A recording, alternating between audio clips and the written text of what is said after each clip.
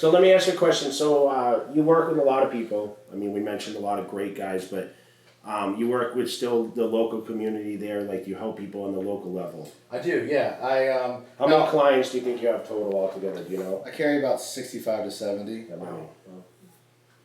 So. And ideally, what is your ideal person to work with? Competitive or non-competitive? Competitive. Somebody with an understanding of what they're actually doing is what I enjoy. And it doesn't mean they have to be great. You know, I just like people that work hard, are willing to learn, you know, and have some general foundation of training under their belt is where I like to start with people. But I've actually, prior to having Arsenal, when it was being built, I was more selective with who I worked with in Tennessee simply because I wanted to still be able to go in the gym and just train and not have to be a coach when I was in there. So I work with a few people, but I work with tons of local, you know, like more just state level competitors. And I love working with them, you know. And two, I haven't won an Olympia yet, so I don't know what that feels like. But there's nothing more satisfying for me than helping somebody turn pro and accomplishing that dream. Like I love that. You know, there's not the stress of the money and the contracts on the line. It's just simply somebody having a desire to accomplish a dream, and that's a lot of fun for me to be a part of that process. I know, but how do you find that balance? Like you're talking 65 people, man, and I know you're not like visually meeting up with 65. You're probably doing a lot of online clients, Skypes and that kind of stuff. How do you find time? Like you know, you have a wife and a child at home. I mean, it's like I just make it work. You know, I get up in the morning and. How early? Well, how late do you stay up? He stays up late. He wakes up late. Lately, well, I mean, it depends on, like, right now I'm sleeping 3 hours a night. Well, yeah. But in the off season, I will usually go to bed around 1, wake up around 9, and then, you know, I just basically get up, sit down and eat breakfast, and I'm emailing during breakfast, and then through the rest of the day, my typical schedule is I'll work until about 2, typically lay down, take a nap, get up and train. After training, I would hang out with Dallas and Jordan until he goes to bed, and then work until 11, 12 at night. It sounds like a bodybuilder lifestyle. Yeah. So I was just mentioning to Dave, I said, you know, it was very difficult for me to train for Olympias because I kind of had to take myself out of my real life. So I was cutting business down, and I just put myself in a box for 16 weeks. You know, on the phone, Dave remembers, I wouldn't even take phone calls. You know, I was that serious about it. And, you know, I have a lot of chaos in my life now as I get older because I'm not on that rigid routine. And, you know, sometimes he questions, he's like, man, you know, you got some drama that you deal with on a daily. You used to live in a bubble. How do you do it now? Because people would call me with their problems and I'd hang up on them, you know. They'd get through talking about something negative and I'd hang up. And, you know, you have to separate yourself from that. So I think you're around a lot of positive people with, you know, your clientele and, you know, obviously having the support. But, you know, really, like, how far do you think this thing's going to go? I mean, do you have an ultimate vision of how far you want to take this as a coach? I mean, your bodybuilding, obviously, if you turn pro, that would be phenomenal. And I know you're going to tell me, oh, well, I just want to turn pro and, you know, whatever. But every guy wants to get to the big stage, honestly, you know? if I've realized a lot about myself this year. Like I do believe that I can turn pro, and I do believe that I could be successful as a professional. I really, really believe that. I know. Okay, if you look at where my development is in terms of my age, I'm 29. I might be a little bit behind, but like I still feel like I've really untouched the surface of what I'm capable of. So you know, like I even told Jordan. And I'll put this out, but like, you know, when I was at the Cal Pro, I said I can stand up with a lot of these guys. Like I really believe that. You know, so. Well, conditioning is a huge factor, and you see in the pros it's not so good, right? Yeah, it's so hit or miss. So as an athlete, you know, ideally I would love to turn pro and then take 3 to 5 years to see what I can really accomplish. And if 3 and 5 years I'm wasting my time, then I would be done, you know. Be done in terms of a competitive sense. Like I still want to be able to train and push these guys in the gym. From a coaching standpoint, I want to set myself up successfully for our family. You know, but my ultimate goal is to win the Olympia. And I honestly, I would like to win it in multiple divisions. That's really my goal. That was going to be my next question. Yeah, I have. How do you feel about classic and men's physique? I like classic. We can talk about the women. I'm sure you train some women. Yeah. I mean, I have a few women's physique girls that are really good. I work with Kira Newman, who's been 3rd and 4th at the Olympia. Michaela Aycock is young and very good. She's never been not in the first call out. She's done 7 or 8 shows. Yeah. She was 4th at the Arnold this year. I do like the classic physique division. You know, I like. I think that there needs to be some refinement at the national and local level. But I think that they're really nailing it at the professional level. You know, like Chris, I think Chris Bumstead's an incredible athlete. You know, Regan, those two guys are, that structure and those ratios of shoulder to waist to quad, like that's classic physique to me. But again, I think both of those guys, if they wanted to really get after it, they can move to the open, you know. So, you know, I would love to win a 212, an open, and then a women's title of some sort. So, pretty damn good for your resume. Yeah. Do you think it's going to come a point where you actually have to choose between your own professional bodybuilding career? Well, I mean, I always do. Like, you know, that's the thing. Like, I always, and not to talk about myself, but for example, like the first thing on my mind after this show is the fact that Nathan's going to be at the house on Thursday, and it's all about Nathan, you know, and it's all about the other guys too. But it's just like Nathan's going to be with me, right? You know, I do prioritize them first.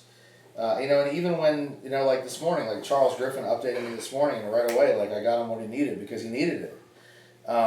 You know, so I'm not putting these guys on the back burner by any means. You know, even a day out from my show. So. But fast forward in a few years, you're a pro. You're not competing as a pro. You're doing well as a pro. Let's say your career is on the upswing, okay? And I'll give you the example of Milo Sarchev. Sure. Back in the day when he was competing, he's also around the time that he started helping people. He started biting on all these guys. And all the guys he's helping, they're getting better and better. They started placing high at the Olympia. Granted, Milos was on a decline because he was getting older, but he was still placing well. Right. And eventually he had to make a choice. He had to say, you know what? I can't compete anymore because I'm helping these guys. He chose them. Yeah. You know what I mean? Well, I mean, I know that my potential does not succeed anybody's potential that I'm working with at the pro level right now. Not right now. I forgot about Griffin. Yeah, I mean, Charles is... Is he doing the Olympia? He is, yes, yeah. He's impressive, that guy. Very impressive. So, you know, like, I know that I can't stand with those guys. And again, ultimately, at the end of the day, my career and how I provide for my family is being a coach. So they're going to take precedence. I'm not Olympia winning material. I know that. Do I think I could? I said I'd never win the Mr. Olympia. That's my point. Your opinion may change in a few years. But like for example, because you were a heavyweight bodybuilder at from the start. years old. Yeah. You know. I was, yeah. I mean, it's taken me 10 years to be a heavyweight. Yeah, but the progress you've made from this past USA to this one is like crazy. Yeah, but Dexter Jackson was a bantamweight. This is true. And he's almost 50, so this is true. Got 21 years on him. Well, let's put it this way. Nathan doesn't want to compete after he's 40. Okay. So he's 32. So that's 8 years. I said that. So I said I didn't want to compete after 30. I know you went way past your time. But yeah, I mean, you know, at the end of the day, they are more important than I am. Okay. You can't predict For now. Yeah. No, they are. Just bottom line. Yeah. You know, like with Dallas, like I ran myself ragged for him, you know, because I wanted him to be successful. Do you feel like he gives you a lot of drive? Like, do you feel like he's inside you, you know, and you're doing a lot of this for him? You know? Because he believed in me, and he believed that I could turn pro before I ever did. You know, like he always told me that. And he always, one of the things that we joked about is he said, you know, Matt, when I'm winning Olympias, he said, when you turn pro, he said, I'm going to come back and compete in the South Dakota Classic with you. You know, like just saying like, I'll come back down so we can do a show together. He always talked about that. Why do you leave Tennessee? Because of Redcon. You wanted to be down there. Yeah. And he wanted to come back. Because he was training with Flex Lewis, right? Yeah. So when I was with discussion him the of week that. before he passed away. I was actually the day before he passed. I left, and his goal was to be back by the Olympia this year. So Get back to the roots. yeah. Because you guys had stopped working a little bit together at the time. Yeah, right? just for a little bit. But we had so much fun. Like he lived in Chattanooga, so I would either go down and train with him. How few far times was a that week. from you? It's about an hour. Okay, so it's Yeah, it wasn't bad. But he was so willing to come up. Like we trained legs together twice a week, every week. Did he destroy you? Or you destroy him? Well, that's the thing. I would push the pace in terms of the volume and in terms of the effort. He was just strong. But just the weight was just some of the things that he did.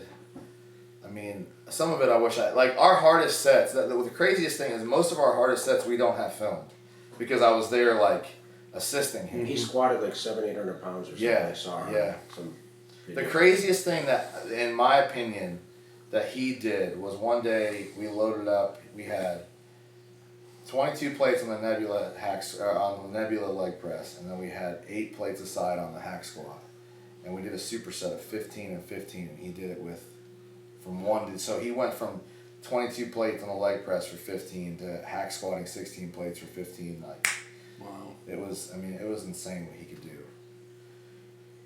Yeah, And his work capacity. Well, yeah, he always did. he did throw up a lot. Oh yeah, but then he'd come right back. Yeah, he'd come right back. These guys nowadays don't know what throwing. Like, Yeah. you ever seen anyone throw up at Gold's Gym Venice? I don't think the guys squat. They don't even sweat Michael anymore. Hearn does. They took the squat racks out and they put CrossFit. Yeah.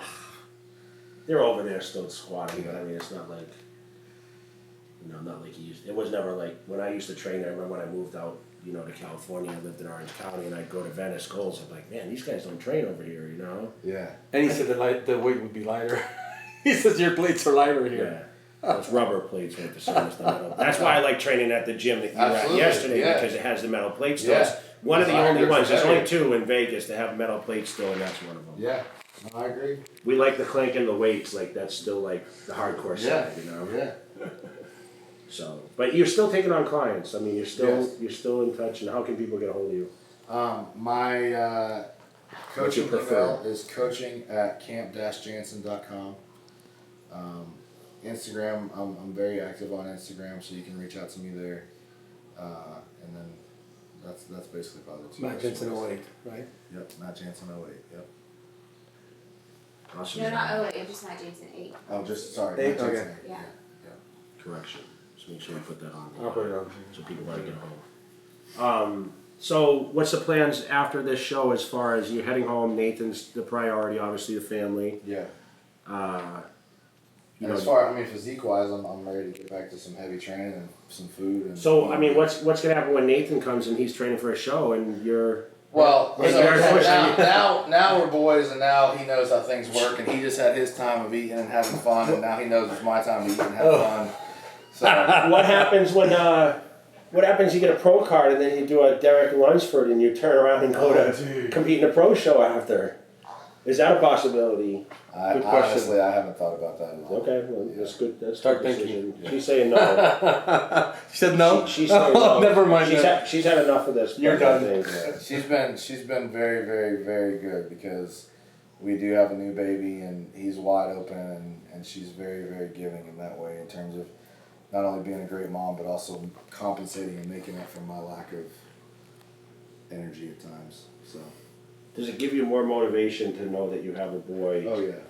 that eventually may follow in your footsteps? This prep to me has been completely different. Like in the past. Yeah. totally. Like I can't even compare. Like I've always been competitive. I've always wanted to win, but it's just the drive for them, And also too, like this is selfish. And prior to us having Dallas, Jordan and I did everything together. So it wasn't like we were ever taking time apart. Like we did all the cardio together and the dieting, and it was just like part of what we did. But now she's a mom, and that's her priority. And when I go to the gym, she stays home and is still a mom. And so when I leave now, I'm taking away time. So I want that time to manifest in something. It's Jordan, I'm sure you love being a mom, obviously, but do you miss what he's talking about? the cardio together and being together a lot and the I miss that teamwork. I really like show love and through quality time and like spending time with others, and so that's something that is lacking now that we don't have that like quality time. I know cardio is not necessarily, but it was still us together. It's the car rides together to the gym. Right. So yeah, I miss that a lot. But I love being a mom. Because he had that with Carrie. I'm bringing the because I know the early videos you see him training with Carrie, and I thought it was so cool for couples to train together and do everything together, especially when that was my backbone. You know, Yeah. I always said I couldn't have as much success without her in the picture because we trained together. She was the best training partner I ever had. Yeah. I mean, I've trained with some shitty training partners, you know. Jordan, I mean that's the thing. Jordan, she doesn't have like her pain threshold is super high, so she was always able to push me because of the fact that I saw what she was doing. You know, and obviously I wanted to beat her. And she competed too. She's a good figure competitor. Yeah. Yeah, she was 9th at her first USA. Wow. But yeah, I mean, like, I know Dallas doesn't have a clue of what I'm doing right now, you know, but like at the same time, he will. Yeah. So it's definitely been a driving force this whole time. That's awesome.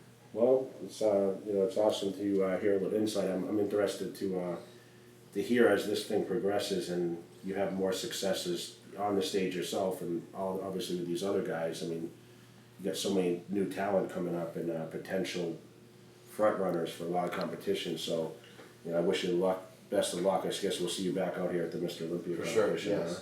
And seriously, this is like a dream come true sitting in this room. So I'd love to get a little more insight as you're closer to the Olympia because I know it's 7 weeks ago now. Yeah, 7. It's 7 from tomorrow. Yeah. So Nathan's coming at 6 weeks. Yeah.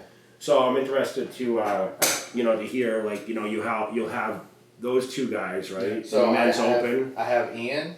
Who Okay, just won that's last year. he's good. That's right. He's and then I have Sean Clarita in the 212. Okay. That's right. And then Michaela in women's physique. Okay. Wow, you got a lot of people. And then Nathan and yep. So I got 3 guys in men's open. that's awesome. We need to have a round table discussion before the Olympia. So you developed, dude. It's a pretty impressive roster. I know. I don't know if anyone has that much I of don't an think they do. impressive roster. I mean, all the guys have won this year, Yeah. right? Yeah. You're getting up there to Nobody's going out on points. Everybody's won. Maybe we do a round table on your big couch over there in the living room. That'll be fun. moving up to the status of like the super known coaches now. I'm trying. He's getting there. Everyone knows his name now.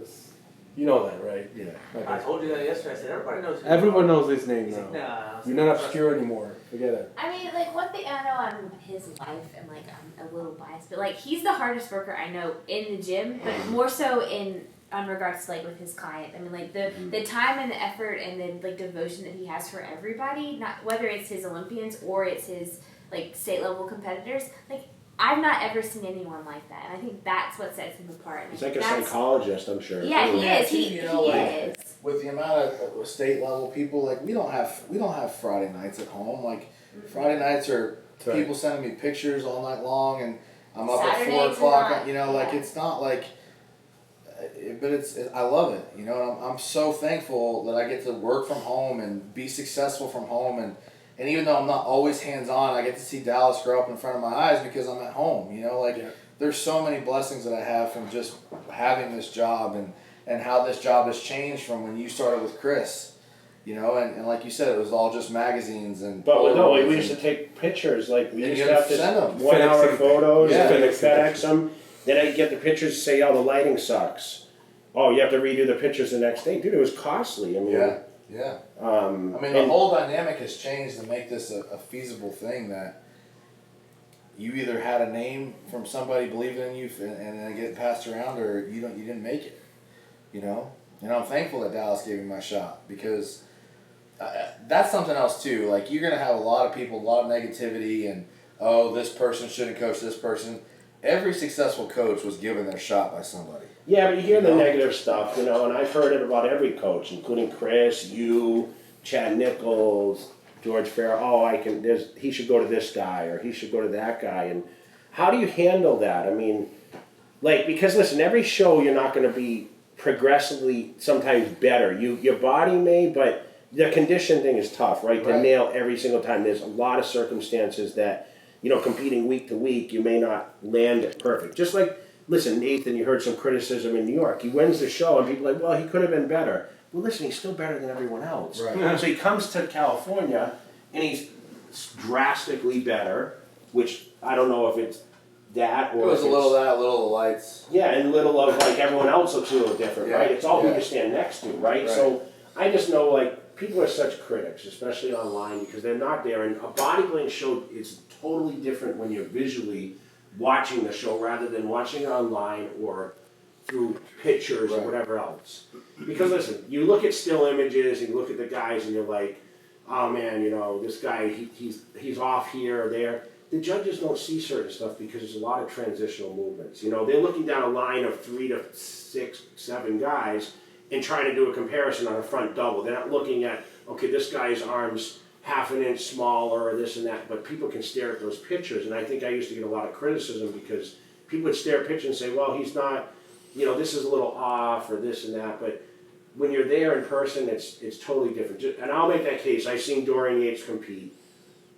Granted, he didn't have the best genetics in the world, but I watched the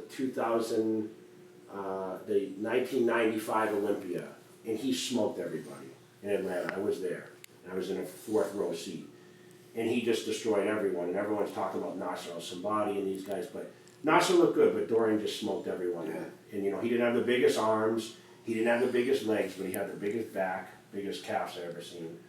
And he just destroyed the competition. His conditioning was second to none. When you're in that kind of condition, and he always said he dragged it down a little further than what he should have. Right. Right. So, I just think you just got to be very headstrong to be able to do what you do and Yeah. take the criticism and let it roll off. Yeah, I mean it's and not shout back. It's tough.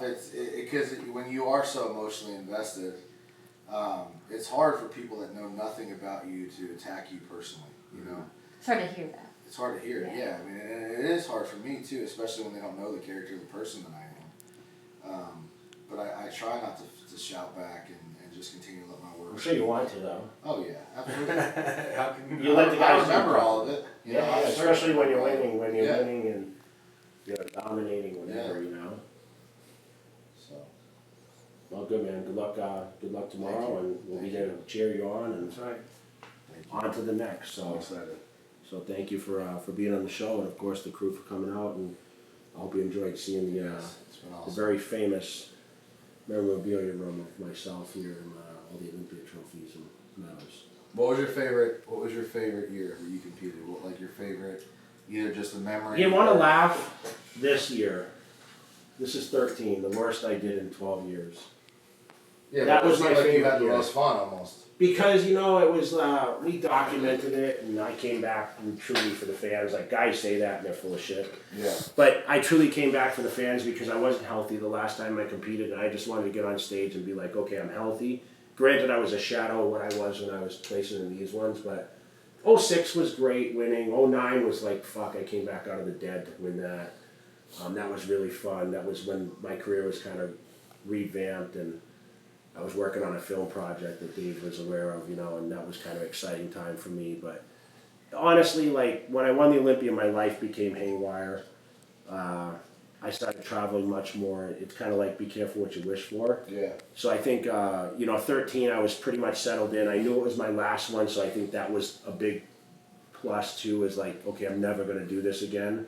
So let me look at this stage and say, okay, this is the final curtain, And I never officially retired, but I knew I would never stand on another stage at that point other than giving out awards or whatever. So I had nothing else to prove, Yeah. And people can talk about comebacks, but how do you come back when you're, you've done it once. I mean, I lost after, winning 2, and no one's really done that. And I mean, I just look at the genetic potential of the guys ahead of me at that point, and Phil was just at another level. I wasn't going to turn around and beat him in the conditioning side, and I was starting to get older, so that size was dissipating. Right. So you lose that roundness, and no matter what Dexter says, and I mean, Dexter was better 10 years ago, Yeah, I agree. But I agree. I mean, won 10 years ago. Yeah. That was when he beat me in 2008. So Yeah. I think we'll never see. He can put comparison pictures, like when they compared the Leveroni pictures, and like they picked the poses, he looked the same. But in the whole scope of things when you're there. Right. The density's not there, you Right. know. You lose that density. That's the difference. And but they were all fun to me. I mean, the Arnold wins were great. We had. It was more just the team around me, and like there were certain situations where, like, it made it fun for me. And I think, you know, the hype about the Olympia. I just sat down. We did a thing for YouTube, but I was saying to Dave, it's ever like bring back memories this time of year. You know, here we are several weeks out, and you know, he used to come out even for the USA, and then he would come out and see me like as I was prepping the last couple of weeks, and I'd be in Venice training a few years, like around this time, and you know, that's what I miss more, the training, getting ready for it. I don't miss necessarily competing, because honestly, I didn't really enjoy it that much. I enjoyed the crowd, but as far as like the whole press conference and all the bullshit we had to do, I wasn't really a fan of that stuff. So on to the next with all the younger generation like yourself. That's right.